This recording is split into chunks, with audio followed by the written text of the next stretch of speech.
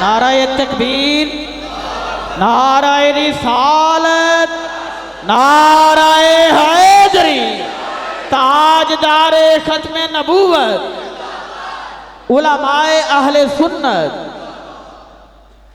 فرمایا کہ جہاں تیرا ذکر ہوگا وہاں میرا ذکر ہوگا، اور جہاں میرا ذکر ہوگا وہاں تیرا ذکر ہوگا۔ جو میرا ذکر کرے گا تیرا ذکر نہیں کرے گا، مجھے بھی اپنی ربوبیت کی قسم کہ میں اس کا ذکر قبول نہیں کروں۔ فرمایا اذا ذکرت ذکرت معی، جب میں ذکر کیا جاؤں گا تو تیرا ذکر بھی میرے ساتھ کیا جائے گا۔ کلمہ میں اللہ کے ذکر کے ساتھ میرے آقا کا ذکر۔ اب اذان میں آ جائیے، پہلے اللہ اکبر اللہ اکبر، پھر اس کے بعد پھر میرے آقا صلی اللہ علیہ وسلم کا ذکر ہے، اشہد ان رسول اللہ، حضور کی نام مبارک رسالت کا ذکر کیا۔ کلمہ پڑھ کے انسان دائرہ اسلام میں داخل ہوتا ہے، اور جب دائرہ اسلام میں داخل ہوتا ہے تو سب سے بڑا رکن جو ہے وہ نماز ہے، اور نماز کی ادائیگی کے لیے اذان ہے۔ تو اس رکن اعظم کو ادا کرنے کے لیے جب اذان پڑھی جاتی ہے تو رب نے کہا کہ میرے نام کا ذکر کرنے کے بعد میرے حبیب کی رسالت کے ڈنکے بھی بجاؤ۔ اذا ذکرت ذکرت معی، جب میرا ذکر کیا جائے گا تو اے پیارے تیرا ذکر بھی میرے ساتھ کیا جائے گا۔ آئیے اب آگے چلیے، اب قرآن پاک کو پڑھیے۔ قرآن پاک میں اللہ تعالیٰ نے فرمایا الحمدللہ رب العالمین، کہ ساری تعریفیں رب العالمین کے لیے۔ اسی قرآن میں رب نے فرمایا وما ارسلناک الا رحمتا للعالمین، فرمایا جہاں جہاں تک میری ربوبیت ہے وہاں وہاں تک میرے حبیب تیری رحمت ہے۔ جہاں جہاں تک میری ربوبیت ہے وہاں وہاں تک تیری رسالت ہے۔ کائنات کا کوئی ذرہ میری ربوبیت سے باہر نہیں ہو سکتا، اسی طریقے سے کائنات کا کوئی ذرہ تیری رحمت سے باہر نہیں ہو سکتا۔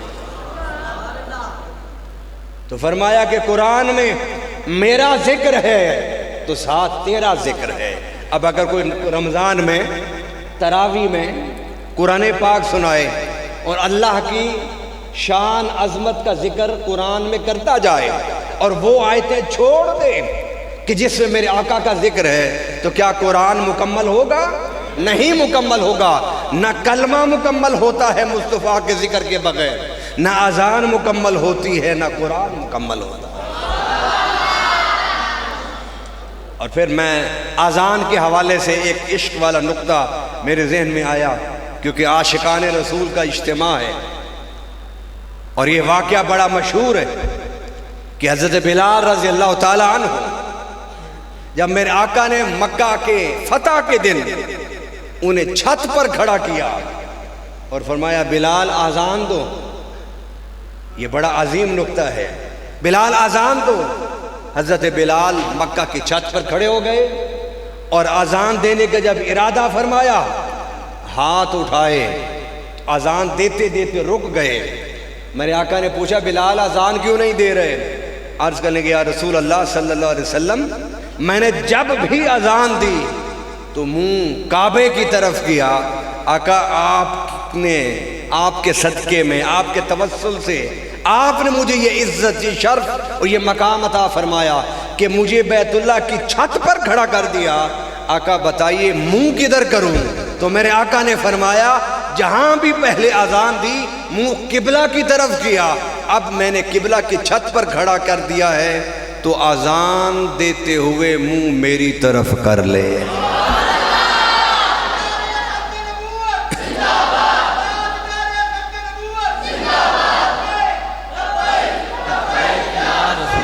لبیک لبیک لبیک یا رسول اللہ، لبیک لبیک लब्बैक या रसूल अल्लाह। ताजदारे खत्म नबूवत, ताजदारे खत्म नबूवत।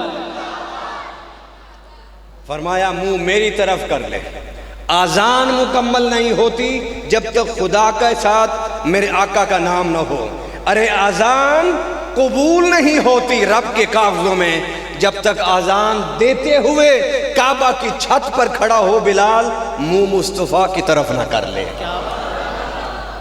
मुझे कोई इबादत, क्यों टाइम बड़ी तेजी से गुजर रहा है, मैं मजमून को मुकम्मल करना चाहता हूँ और मैं उस सूरत में जल्द मुख्तसर अल्फाज में मजमून मुकम्मल कर सकता हूँ जब आपका दिल मेरी तरफ मुतवज्जे हो और दिमाग मुस्तफ़ा की गुंबद खजरा की तरफ हो, ताकि बात समझते जाएं, मैं आगे बढ़ता जाऊं। अल्लाह अकबर। अरे अरे कोई ऐसी इबादत तो ले आओ कि जिसमें खुदा हो और मुस्तफ़ा ना हो। और इकबाल का वो शेर, उलमा और मुहद्दिसीन, मुफस्सिरीन, असातिज़ा, खुतबा, वाइज़ीन की बातें सुनते हैं तो कहते हैं ये तो मौलवियों की बातें की। अल्लामा इकबाल रहमतुल्लाह अलैह को जानते हो? जो जानते हैं ज़रा सुभान अल्लाह कह दें। तो मतलब है सारे जानते हैं। इकबाल ने क्या कहा था? बमुस्तफ़ा बरसा खेशरा के दी हमाओस अगर बऊन रसीदी तमाम बूला। बैतुल्लाह के चक्कर लगाता रहो, सफ़ा मरवा में सही करता रहो, मुज़दलिफ़ा और मिना में आता जाता रहो, जब रहमत पर खड़े होकर खुदा को पुकारते रहो। फरमाया तुम खुदा वाले नहीं हो सकते। कब खुदा वाले बनोगे? फरमाया उस वक़्त खुदा वाले बनोगे जब मुस्तफ़ा वाले बन जाओगे। बमुस्तफ़ा बरसा खेशरा कि दी हमाओस, मुस्तफ़ा के कदमों में आ जाओ कि दीन मुकम्मल, सारा दीन मुस्तफ़ा की अदाओं का नाम। अगर बऊन रसीदी तमाम अबू लहब। तुमने देखा नहीं अबू लहब को कि मक्का में रहता था, मक्का में पैदा हुआ, मक्का में सारी जिंदगी उसने गुजारी, मक्का में तवाफ करता रहा, मक्की था, हाशमी था, कुरैशी था, मगर लानती क्यों बन गया कि वो खुदा का जिक्र तो करता था, खुदा के जिक्र को मुस्तफ़ा के जिक्र से जुदा करके करता था। तो फरमाया कि बमुस्तफ़ा बरसा खेशरा कि दी हमाओस।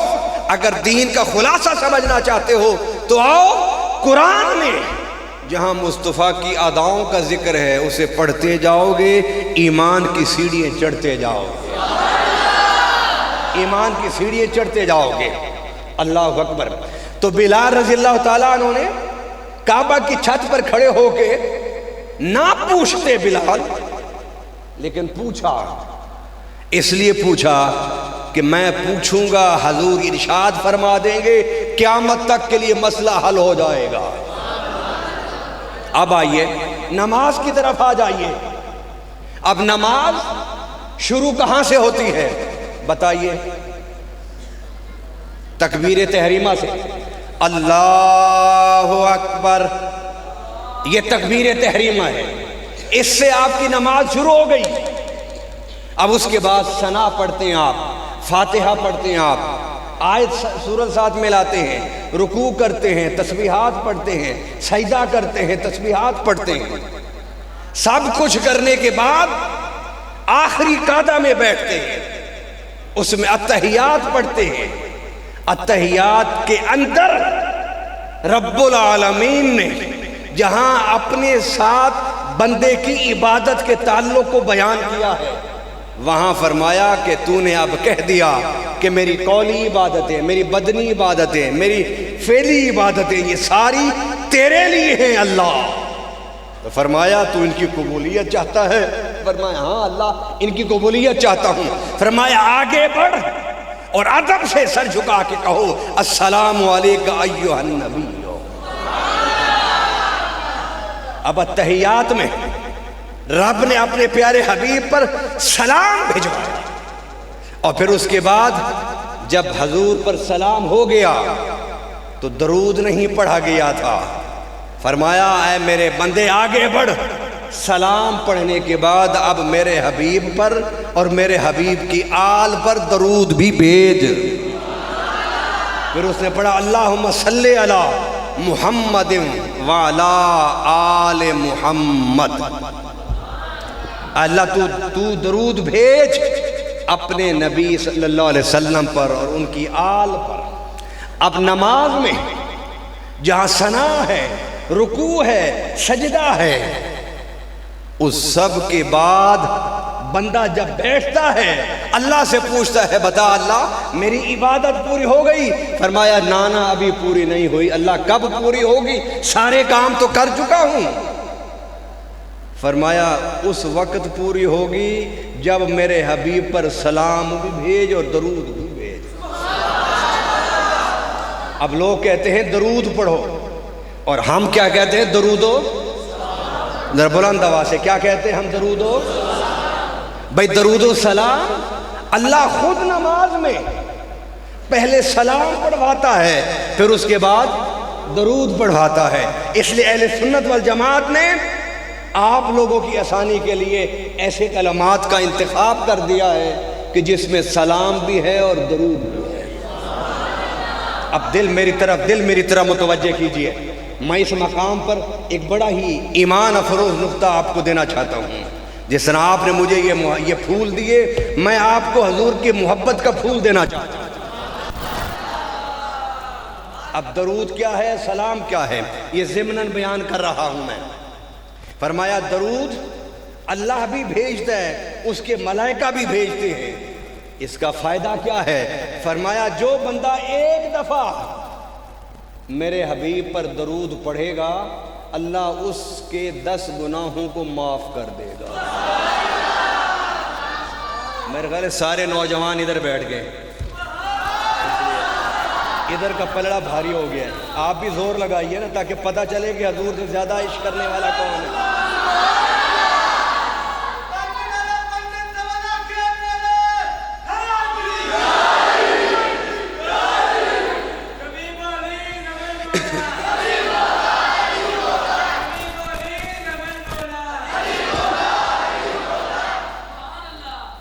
نعرہ تکبیر، نعرہ رسالت، نعرہ حیدری، نعرہ غوثیہ، اللہ محمد چار یار حاجی خواجہ قطب فرید تاجدار ختم نبوت۔ اللہ اکبر۔ فرمایا ایک دفعہ میرے حبیب پر درود پڑھو گے تو کیا فائدہ ہوگا؟ 10 بلند آواز سے بولیے، بلند آواز سے بولیں گے اللہ تعالیٰ قبول فرما لے گا۔ ہاں جس کے نامہ اعمال میں گناہ نہیں ہے، پاک صاف ہے، وہ چپ رہے ہیں، باقی بول دیں۔ 10 گناہ معاف ہوں گے۔ اور دوسرا فائدہ درود پڑھنے کا کیا؟ 10 نیکی اللہ نامہ اعمال میں لکھے گا۔ اور تیسرا فائدہ کیا؟ کہ بندہ 10 درجے اللہ کے قریب ہو جائے گا۔ یہ 3 فائدے ہیں۔ کتنی مرتبہ درود پڑھنے سے؟ 1 مرتبہ۔ یہ درود کے فائدے ہیں۔ فرمایا درود پڑھو کہ اللہ کے قریب ہو جاؤ گے، درود پڑھو نامہ اعمال میں گناہوں کا وزن کم ہو جائے گا، درود پڑھو نیکی کے اعمال میں 10 نیکیاں بڑھ جائیں گی۔ اللہ اکبر۔ لیکن عشق والے کیا کہتے ہیں؟ وہ کہتے ہیں درود بھی پڑھو مگر حضور پر سلام زیادہ پڑھو۔ اس کی وجہ کیا ہے؟ اس کی وجہ یہ ہے کہ قرآن پاک میں اللہ تعالیٰ نے فرمایا وَإِذَا حُيِّيتُمْ بِتَحِيَّةٍ فَحَيُّوا بِأَحْسَنَ مِنْهَا أَوْ رُدُّوهَا، کہ جب تمہیں کوئی سلام کرے تو اس کا سلام کرنا سنت ہے، اور جس پر سلام کیا جائے اس کا جواب دینا واجب ہے۔ کیسے جواب دو؟ اگر اگلے نے کہا السلام علیکم تو آپ بھی پلٹ کے کہتے ہیں وعلیکم السلام، یا السلام علیکم اس نے کہا آپ پلٹ کے کہتے ہیں وعلیکم السلام ورحمۃ اللہ وبرکاتہ. فرمایا جیسا اس نے سلام کیا ویسا جواب دے دو یا اس سے بہتر جواب دے دو. عاشقان رسول صلی اللہ علیہ وسلم نے یہ سبق ہمیں سکھایا ہے کہ درود بھی پڑھو کہ رب پڑھتا ہے, اس کے ملائکہ بھیجتے ہیں, مگر سلام بھی پڑھو اور زیادہ پڑھو, اس لیے کہ تم اگر زندگی میں لاکھوں مرتبہ بھی حضور پر سلام بھیجو گے تو ایک دفعہ بھی حضور نے پلٹ کے دیکھ کے مسکرا کے وعلیکم السلام کہہ دیا تو سارے مقدر سنور جائیں گے.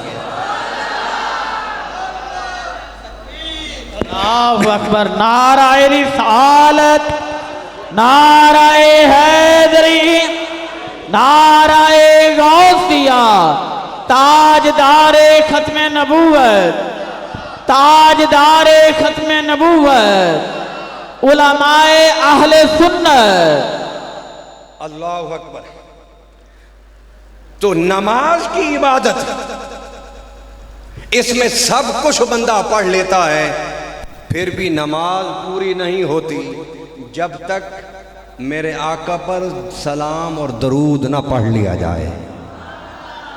فرمایا اذا ذکرت ذکرت معی, ہم نے تیرے ذکر کو اس طرح بلند کیا ہے کہ جہاں اے میرے حبیب میرا ذکر ہوگا وہاں ساتھ تیرا بھی ذکر ہوگا. اب آئیے قرآن پاک میں اللہ تعالیٰ نے اپنے پیارے حبیب صلی اللہ علیہ وسلم کی جب اطاعت کی بات کی تو فرمایا من یطیع الرسول فقد اطاع اللہ. فرمایا پیارے تیرے ذکر کو میں نے بلند کر دیا. کس طرح بلند کیا اللہ؟ فرمایا اس طرح کہ جب کوئی تیری اطاعت کر رہا ہو تو وہ یہ سمجھ لے کہ میں نے خدا کی اطاعت کی ہے. فرمایا کہ تیری اطاعت میری اطاعت ہے. اب ایک آخری بات میں کر کے تھوڑا سا آگے بڑھنا چاہتا ہوں. مجھے یہ بتائیے کہ جتنی عبادات ہیں, جتنی عبادات ہیں ان میں نماز, روزہ, حج اور زکوٰۃ, اور نماز, روزہ, حج اور پھر کلمہ شہادت, جن پر 5 چیزوں پر اللہ نے بنیاد رکھی ہے دین کی. بنی الاسلام علی 5, 5 چیزوں پر اللہ نے اسلام کی بنیاد رکھی ہے. ان میں پہلا کلمہ شہادت ہے جو میں بیان کر چکا ہوں کہ اس میں اللہ کے نام کے ساتھ میرے حبیب کا نام ہے. کلمہ مکمل ہی نہیں ہوتا جب تک خدا کے نام کے ساتھ مصطفیٰ کا نام نہ ہو.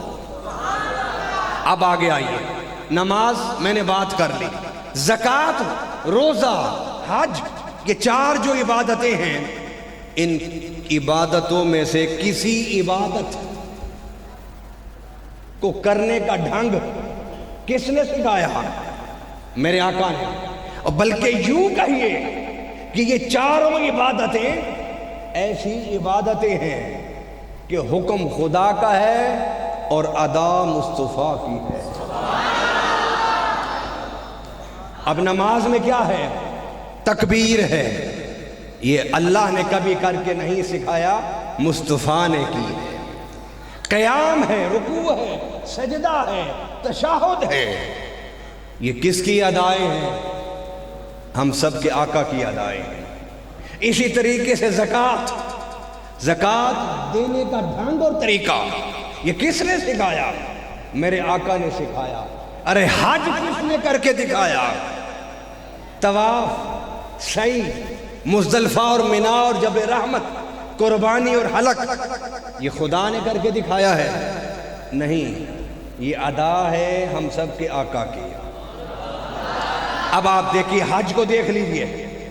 اسی طریقے سے ان 4 عبادتوں میں سے جس عبادت کو بھی اٹھا کے دیکھو گے تو اس عبادت میں ہمیں مصطفیٰ کا جمال نظر آئے گا,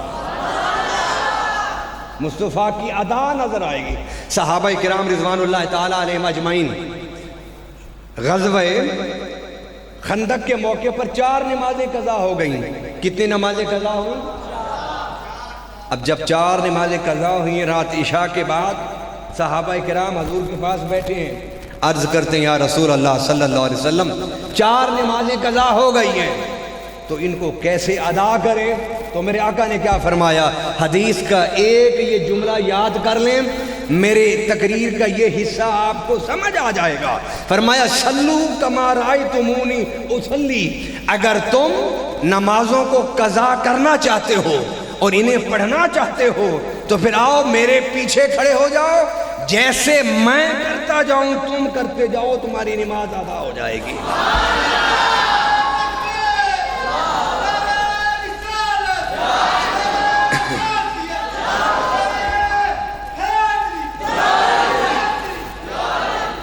آئیے اب قرآن میں رب نے کہا کہ اگر میری اطاعت کرنا چاہتے ہو تو چلے آؤ میرے حبیب کے پاس، جو یہ کہتا جائے اس طرح کرتے جاؤ، میری اطاعت ہو جائے۔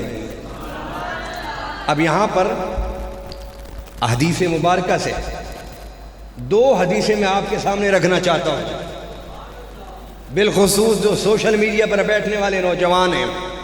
سیدنا ابو بکر صدیق رضی اللہ تعالیٰ عنہ نے حضور صلی اللہ علیہ وسلم مصلی پر کھڑے ہو گئے نماز پڑھانے کے لیے، تو کچھ 2 آدمی لڑتے ہوئے آ گئے، انہوں نے کہا یا رسول اللہ ہمارے قبیلے آپس میں لڑ پڑے ہیں، آپ تشریف لے آئیں گے تو آپ کی ارشاد پر صلح ہو جائے گی۔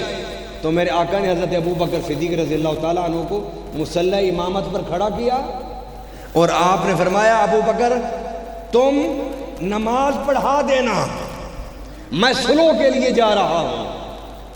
حضرت ابو بکر مصلی پر بیٹھ گئے نماز کے انتظار میں۔ جب نماز کا وقت ہوا تو حضرت ابو بکر نے نماز ادا کرنا پڑھانا مصلی رسول پر شروع کر دیا۔ اتنے میں حضور بھی صلح کرا کے مسجد نبوی میں تشریف لے آئے۔